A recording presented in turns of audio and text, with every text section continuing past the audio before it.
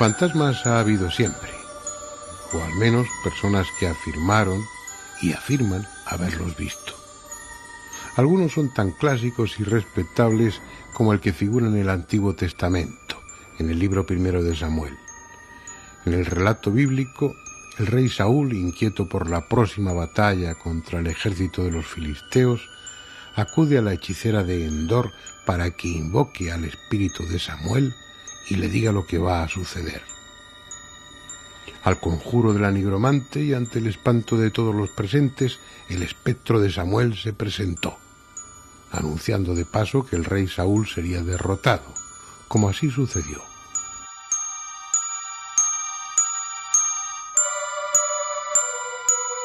Esa parece ser la actitud favorita de los fantasmas antiguos, anunciar desgracias, porque entre los casos célebres de esa época se cuenta también el de Marco Junio Bruto, bien conocido por su participación en el asesinato de César, que recibió la visita de un ente fantasmal avisándole que iba a ser derrotado y muerto en Filipos.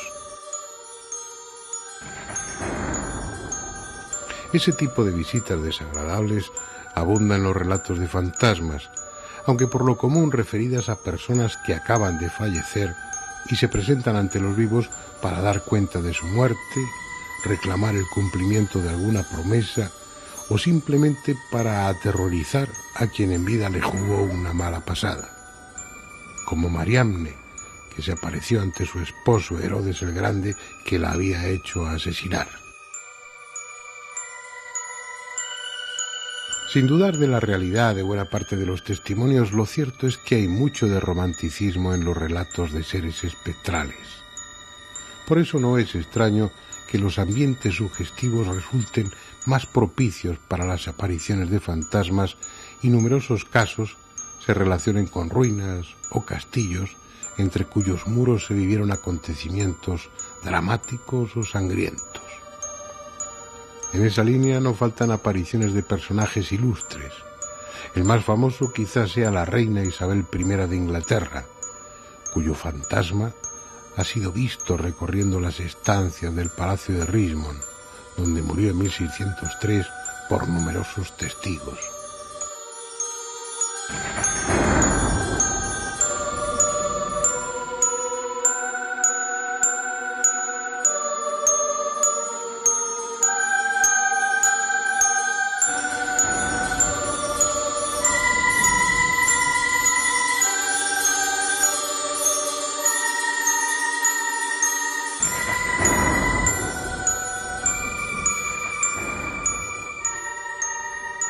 Pero ¿qué ambiente más propicio para la aparición de fantasmas que los salones donde durante el siglo pasado se celebraban sesiones de espiritismo?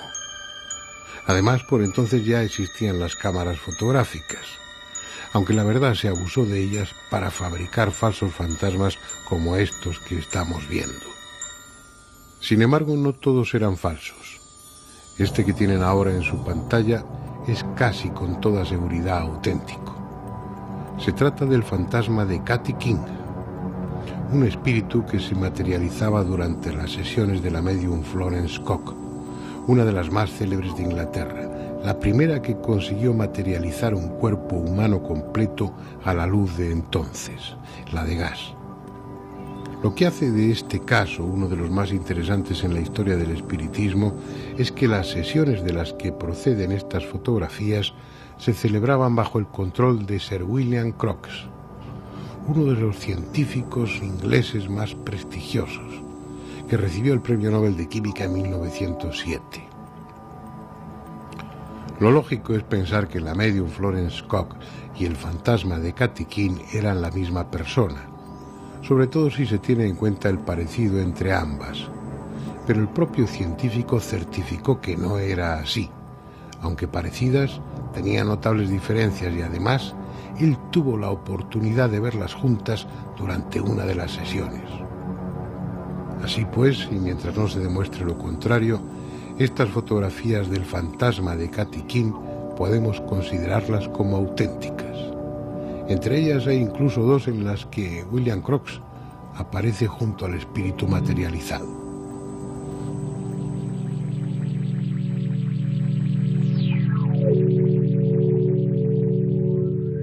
Da la impresión de que los fantasmas están en cualquier sitio menos en los cementerios, junto a los restos de lo que fue su soporte físico, y andan errantes por los pasillos de viejas mansiones o acuden a las sesiones de espiritismo cuando se les llama. Fotografiarlos no es fácil, pero aún así no han faltado ocasiones en las que aparentemente por casualidad fueron captados por el objetivo y otras en las que ellos parecían interesados en que su imagen quedara recogida en la película sensible. Veamos con cierto detenimiento algunas de esas fotografías, aunque su calidad sea deficiente y los aficionados al tema ya las conozcan. 1925. Lugar, una capilla de la Basílica de Santa Juana de Arco en Francia. En ella aparece una turista, Lady Palmer, y dos personajes, aparentemente dos sacerdotes que no estaban en el momento de sacar la fotografía, pero que al revelarla aparecieron allí. 1940. Iglesia de San Nicolás en el pueblo inglés de Arundel. Es una parte de la fotografía que en un plano general recogía todo el altar mayor. No había nadie, pero al revelar apareció la figura semitransparente de lo que parece ser un sacerdote oficiando. Esta es la Dama Parda de Reinham. Fue tomada en 1936. El fotógrafo sacó varias fotografías del interior de la mansión durante una visita turística. Precisamente, el atractivo del lugar es porque la tradición sostiene que por la casa se pasea un fantasma vestido con cofia y traje de brocado al que muchos afirman haber visto. 1959. En un bosque australiano y tomada por el reverendo Blaines. La cabeza y los brazos podrían ser solo una apariencia, una casual disposición de la vegetación del fondo desde el ángulo que cubría la cámara. Pero las líneas definidas del ropaje, una especie de larga falda o túnica, permiten incluirlos sin reparos entre los fantasmas fotografiados. He aquí una vieja y típica fotografía de un fantasma inglés. Fue tomada en diciembre de 1891 en la biblioteca de la mansión Combermere en Chester. Si se fijan bien, en el sillón que aparece en primer término puede verse un rostro difuso y con más claridad un brazo y su correspondiente mano apoyado en el brazo del sillón. Varias personas dijeron reconocer en la fantasmal figura al difunto Lord Combermere, pese a lo poco definido de sus rasgos. Más fácil de identificar fue el fantasma que aparece en esta fotografía. Se tomó el 22 de marzo de 1959 en la localidad inglesa de Eastwich, por la señora Chinnery. Solo pretendía fotografiar a su marido, sentado al volante del automóvil. Pero al revelar el carrete, en la foto apareció bien visible un señor situado en el asiento de atrás. Era su propio padre, fallecido años antes.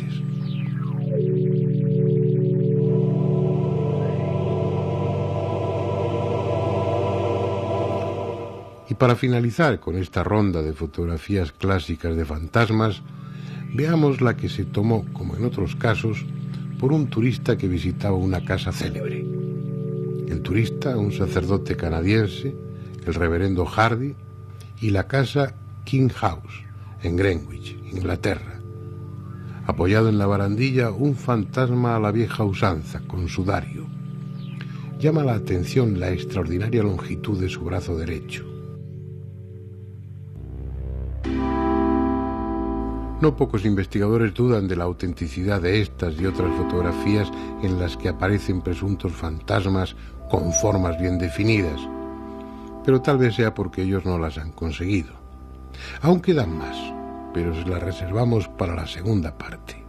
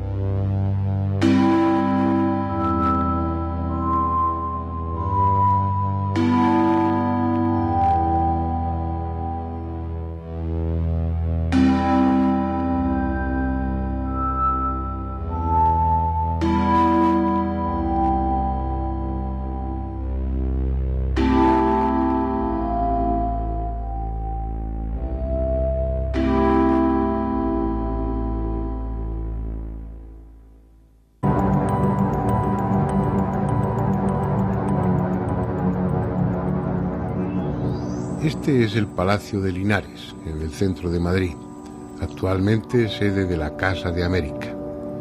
Hace varios años los medios de comunicación se ocuparon ampliamente de él. Se habló de apariciones, de fenómenos de poltergeist, de psicofonías.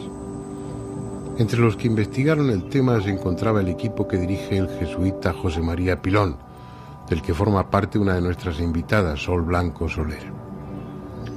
Como suele hacer en estos casos, realizó numerosas fotografías con flash. En su larga experiencia, ha comprobado que en los lugares donde se producen fenómenos asociados a lo paranormal o a lo sobrenatural, se obtienen con relativa frecuencia fotografías de formas blanquecinas o luminosas, invisibles al ojo humano, pero que a la luz del flash pueden ser capturadas, por así decirlo. En el Palacio de Linares consiguió varias, de las que estamos viendo algunas.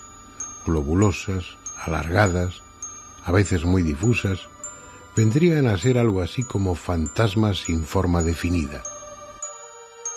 Clásicamente se les denomina cuerpos psíquicos. Esta es probablemente la fotografía más antigua de uno de ellos.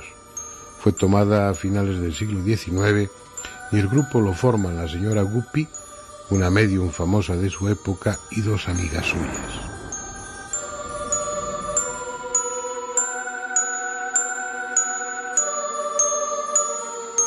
Y es que el alma, caso de existir, no tiene necesariamente que conservar la forma del cuerpo en que se alojaba. Eso parecen demostrar estas dos conocidas fotografías, tan deterioradas ya como impresionantes por las circunstancias en que se realizaron. Las tomó el doctor Baraduc en 1907 durante la muerte de su esposa Nadine. La primera, unos instantes antes del fallecimiento. La segunda, una hora después. Para Baraduc se trataba sin duda del alma de su esposa desprendiéndose del cuerpo.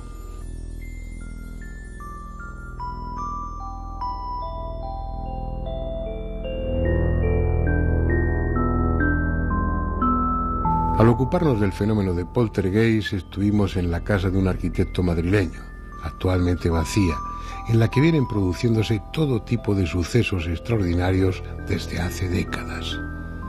En su momento, el equipo del padre Pilón también estuvo allí investigando, y Sol Blanco Soler obtuvo varias fotografías en las que esas formas luminosas, a veces esféricas y otras fusiformes, se dejaron captar por la cámara. Alguna de ellas es especialmente brillante y, como todas las que hemos visto hasta ahora, totalmente inexplicables desde un punto de vista técnico.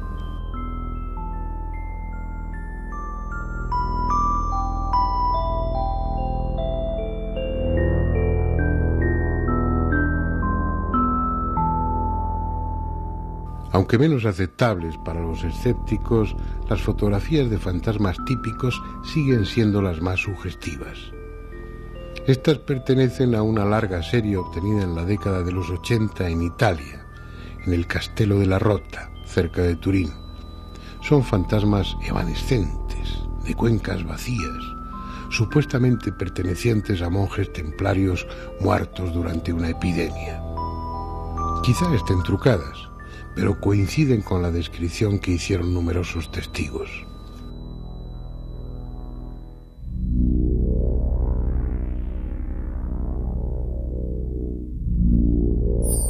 Hay lugares en los que si no hubiese fantasmas habría que inventarlos.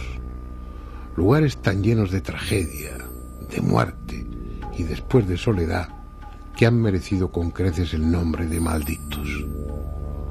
Ochate, en el condado de Treviño, es uno de ellos. ¿Lo recuerdan? Solo queda la torre de la vieja iglesia, tan abandonada y desnuda en medio del paisaje que es en sí misma la imagen de la desolación. Estuvimos aquí al principio, cuando hablábamos de las voces de los muertos, de las psicofonías. En esa torre se grabaron algunas. Supongo que también lo recuerdan. Una voz desde otro plano de la realidad llamaba a Pandora.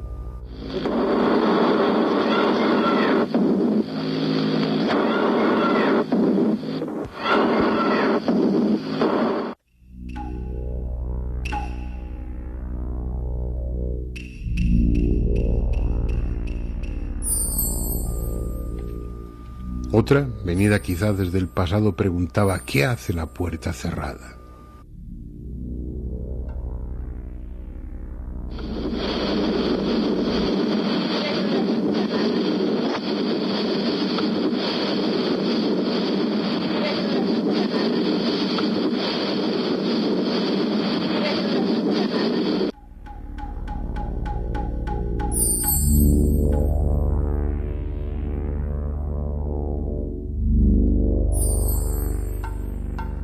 Muchos investigadores han venido en grupos para pasar la noche en Ochate y tomar nota de lo que sucedía.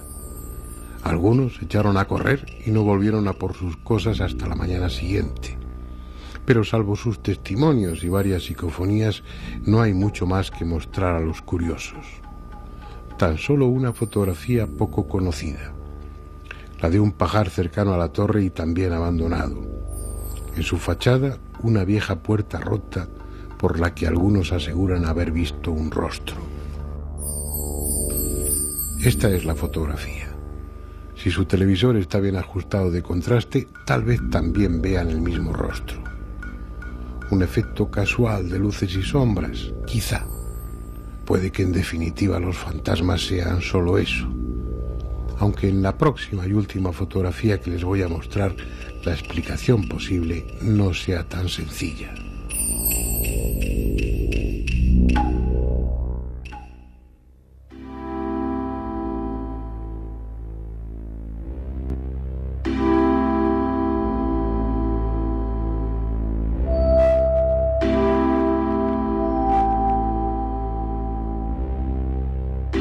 No procede de un lugar solitario o siniestro, si acaso todo lo contrario. Fue tomada en París en agosto de 1993 por una turista española, Raquel Cantero. Se trata de una más entre las muchas fotografías que hizo durante el viaje, en este caso de las que tomó del exterior de la Catedral de Notre Dame. Esta es la fotografía. La cámara utilizada fue una Chinon y la película Polaroid Color HD 2 de Cienasa. Ni ella ni su acompañante notaron nada extraño en la fachada que acababan de fotografiar y continuaron su recorrido por París.